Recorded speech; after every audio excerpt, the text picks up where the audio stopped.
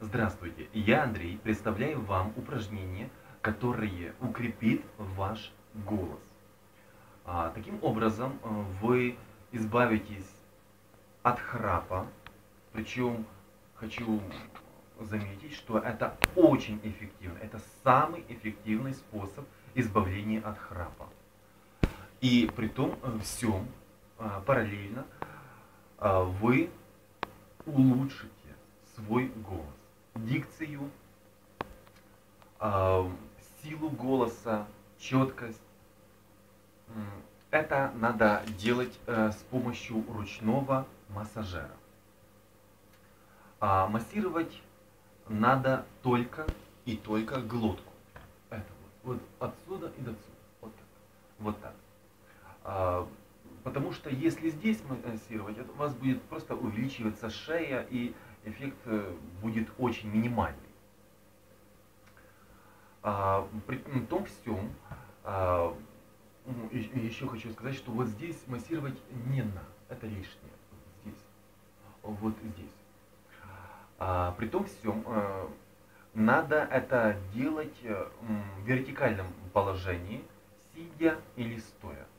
Но ни в коем случае не лежа, потому что лежа расслабляется грудная клетка и сбивается ритм сердца.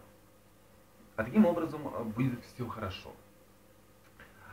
Советую взять шарф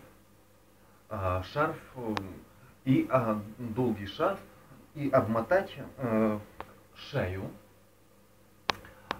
Притом шарф зафиксировать так, чтобы туго затиснуть, чтобы это было навсегда. И таким образом, чтобы не держать массажер в руках, а просто закрепить за шарф вот таким образом.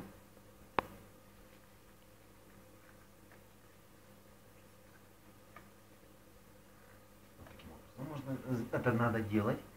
И включаем.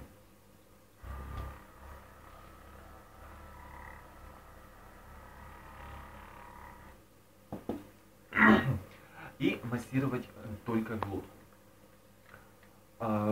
Еще советую взять с бугерцами массажер, чтобы избежать трения кожи, насадки с кожей. Можно взять с шариками или вот такой. Причем, чтобы вы не разочаровались в первый раз, потому что, как во всем в медицине, если в первый раз это делаете, это очень сильный эффект. Вспомните, как вы первый раз выпили водку или кофе, помните этот эффект. Таким образом, если очень сильно, так в первый раз, то может увеличиться кожа. Это будет короткий эффект, но зачем вам увеличивать себе кожу? Шея таким образом не увеличивается, сразу говорю, потому что в глотке есть хрящи. Они просто станут очень сильными, но не большими. И надо посмотреть, как массировать, чтобы не сжечь кожу. Первый раз, знаете, фанатически взяться и массировать, и может быть в первый раз ожог. Хотя это очень маловероятно. Делайте так, как я вам показал. Причем так делайте радиоведущие, педагоги, люди, которые хотят избавиться от храпа. Желаю удачи.